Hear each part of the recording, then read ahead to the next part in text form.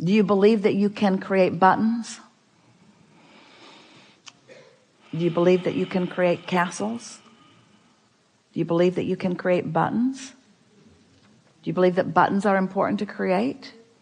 Does everything have to be bouncing off the wall enthusiasm? Is there power in satisfaction?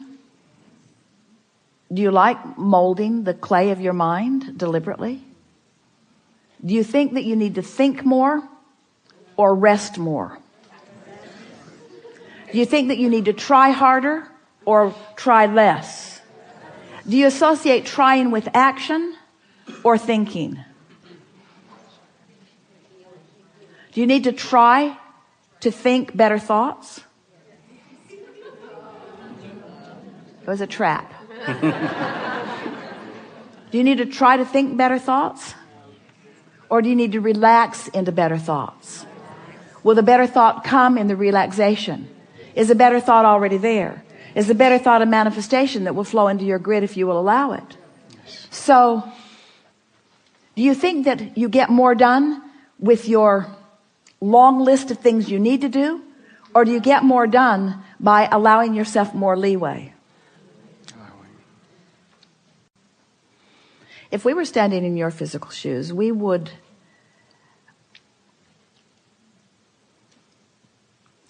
decide to be lazy.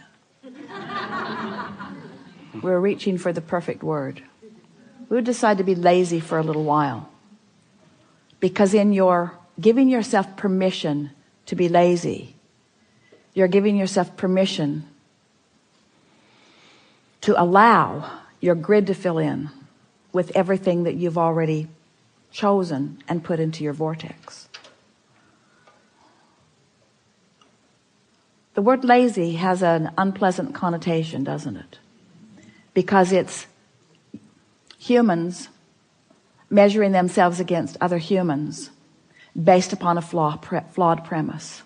And the flawed premise is, the more you do, the more you're worth. And that is the most flawed of all flawed premises. I'd like to give you the premise that is at the basis of your universe. The better you feel, the more you allow. You could not be more deserving.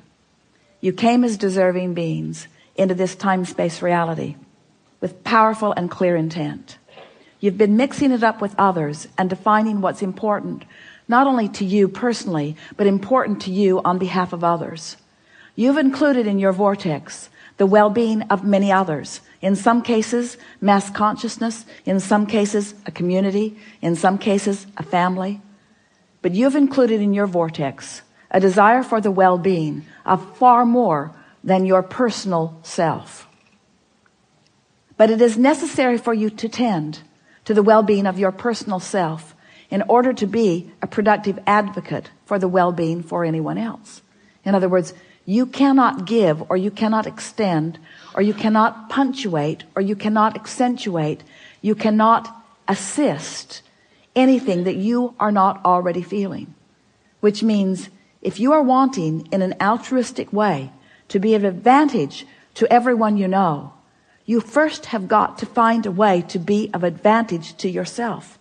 Which means you want to carve out more time to be nicer to yourself. More private time. More time under the bridge. More time where others are not telling you what to do. More time when you are satisfying your own personal intention for things. If we were standing in your physical shoes and someone were to ask you to do something, we would stop in the middle of the request and we would evaluate it completely. And we would say to them, I sincerely desire to accomplish this request that you are offering. And it is my expectation that I will be able to do that since I am in this relationship with you and you are requesting it of me, employer or mate or parent or child or whoever it is. It is my expectation that I will be able to accomplish this. I just have to insert one thing in the foreground of this request. I will accomplish it for you as long as I can first accomplish ease for myself in the process. I really want you to ponder that a little bit. Esther, on one of the earlier cruises, made sure that everyone received an easy button from Staples. Everyone got one. And Esther found a box of them in the attic the other day, and she spread them all around her house because she wants to amplify the ease of things, not the hardness.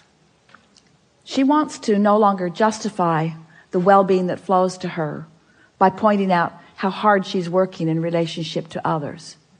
She wants to emphasize the well-being that's flowing to her by remembering the vibrational alignment that she is achieving. If we were standing in your physical shoes, we would do these things every day and then anything else that you have time for. We would meditate for 15 minutes every day, which means we would quiet our mind with the simple intention of allowing our cork to float.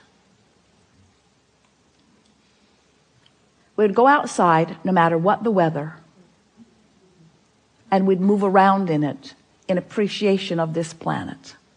We would look up and around, and we would find things to acknowledge, and we would talk about them right out loud. Esther walks through her gardens and says to everything, "You are my favorite. You are my favorite.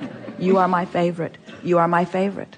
You are my favorite stone on the pathway. You are my favorite bird in the tree. You are my favorite flower in bloom. You are my favorite flower not in bloom.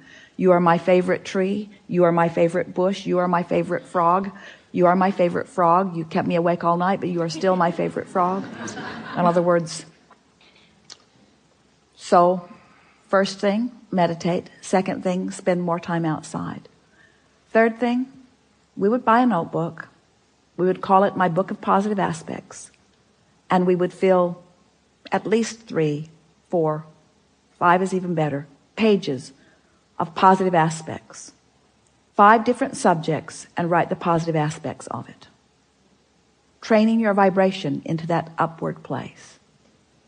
And then there is one last thing that if we were standing in your physical shoes, we would do every single day.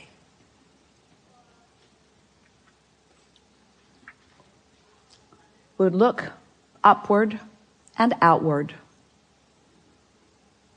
It's best if you do it outside or standing at a window. And we would acknowledge that there are universal forces that are focused right at you.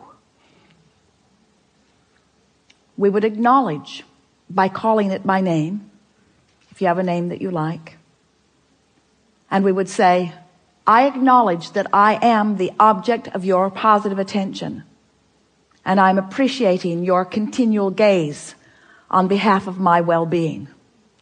And today, no matter where I am, no matter where I am going, no matter what I am doing, and no matter who I am doing it with, I will be in conscious awareness that you too are there with me, appreciating me, supporting me,